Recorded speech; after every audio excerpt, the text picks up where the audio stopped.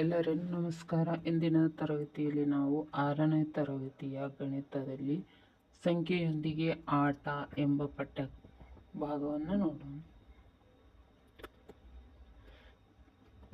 ಈ ಸಂಖ್ಯೆಯೊಂದಿಗೆ ಆಟ ಎಂಬ ಪಠ್ಯದಲ್ಲಿ ನಾವು ಕಲಿಯಬೇಕಾದ ಕಲಿಕಾಂಶಗಳು ಯಾವ್ಯಾವು ಅಂದರೆ, ಮೊದಲನೇದ್ದು ಅಪವರ್ತನಗಳು ಮತ್ತು ಅಪವರ್ತ್ಯಗಳು, ಪರಿಪೂರ್ಣ ಸಂಖ್ಯೆಗಳು, ಭಾಜ್ಯ ಸಂಖ್ಯೆಗಳು, ಅವಿಭಾಜ್ಯ ಸಂಖ್ಯೆಗಳು, ಭಾಜ್ಯತೆಯ ಪರೀಕ್ಷೆ, ಲಸ ಮತ್ತು ಮಾಸ, ಇಷ್ಟು ಕಲಿಕಾಂಶಗಳು ಈ ಚಾಪ್ಟ್ರಲ್ಲಿ ನಾವು ಕಲಿತೀವಿ. ಇವತ್ತಿನ ತರಗತಿಯಲ್ಲಿ ನಾವು ಅಪವರ್ತನಗಳು ಮತ್ತು ಅಪವರ್ತ್ಯಗಳು, ಪರಿಪೂರ್ಣ ಸಂಖ್ಯೆ ಇವೆರಡನ್ನ ಅಧ್ಯಯನ ಮಾಡೋಣ. ಹಾಗಾದರೆ ಸ್ಟಾರ್ಟ್ ಮಾಡೋಣ. ಮೊದಲನೇದಾಗಿ ಅಪವರ್ತನ ಅಂತಂದ್ರೆ ಏನಂತ ನೋಡೋಣ. ದತ್ತ ಸಂಖ್ಯೆಯನ್ನು ನಿಶ್ಲೇಷವಾಗಿ ಭಾಗಿಸುವ ಸಂಖ್ಯೆಗಳನ್ನು ಅಪವರ್ತನಗಳು ಅಂತ ಕರಿತೀವಿ. ಏನು ದತ್ತ ಸಂಖ್ಯೆ ಅಂತಂದ್ರೆ ಕೊಟ್ಟಿರುವ ಸಂಖ್ಯೆಯನ್ನು ನಿಶ್ಲೇಷವಾಗಿ ಭಾಗಿಸುವ ಸಂಖ್ಯೆಯನ್ನು ಏನಂತ ಕರಿತೀವಿ ನಾವು? ಅಪವರ್ತನ ಅಂತಂದ್ರೆ ಕೊಟ್ಟಿರುವ ಸಂಖ್ಯೆಯನ್ನು ನಿಶ್ಲೇಷ ಅಂದ್ರೇನು? 0, ಅದ್ರ ಶೇಷ ಏನು ಬರಬೇಕು? 0 ಬರಬೇಕು. 0 ಬರತಾನ ಭಾಗಿಸುವುದಕ್ಕೆ ನಾವೇನಂತೀವಿ?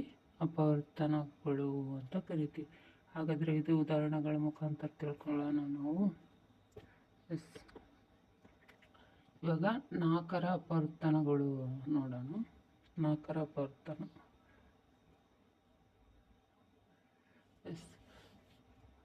4ರ ಅಪವರ್ತನ ನೋಡೋಣ. 1 ಬರ್ತಾನೆ 4ರ ಅಪವರ್ತನ.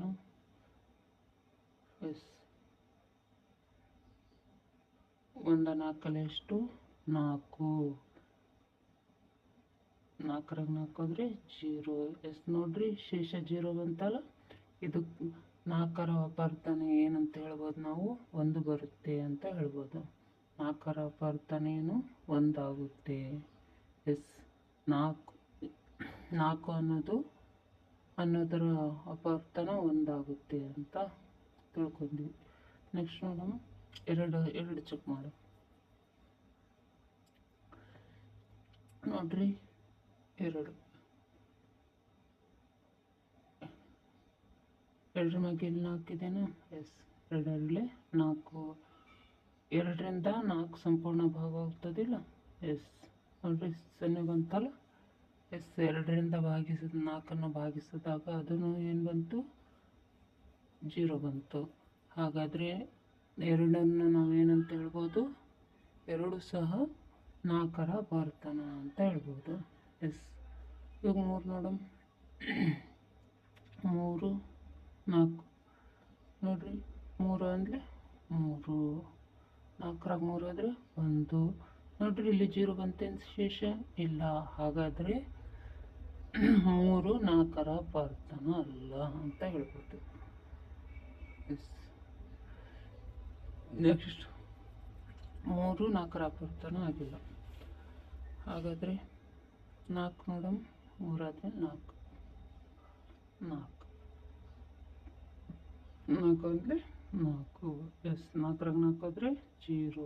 ಶೇಷ 0 ಬಂತಲ್ಲ. ಹಾಗಾದರೆ 4ರ ಅಪವರ್ತನ 4 ಆಗ್ಬೋದು. ಹಾಗಾದರೆ ನಮಗೇನು ಗೊತ್ತಾಯಿತು? 4ರ ಅಪವರ್ತನಗಳು ಯಾವ್ಯಾವು ಅಂತ ಗೊತ್ತಾಯಿತು. ಹೇಳ್ರಿ ನೋಡಮ್ ನೀವು.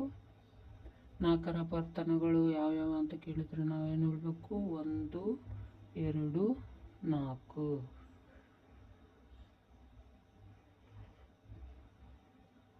1 2 4 ಇವೇನು 4ರ ಅಪವರ್ತನಗಳು ಅಂತ ಹೇಳ್ಬೋದು. ನೆಕ್ಸ್ಟ್ ನೋಡೋಣ.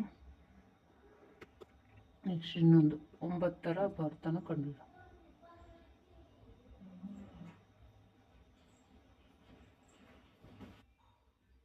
ಇವಾಗ 9ರ ಅಪವರ್ತನಗಳು ನೋಡೋಣ. 1ರಿಂದ ನೋಡೋಣ. 1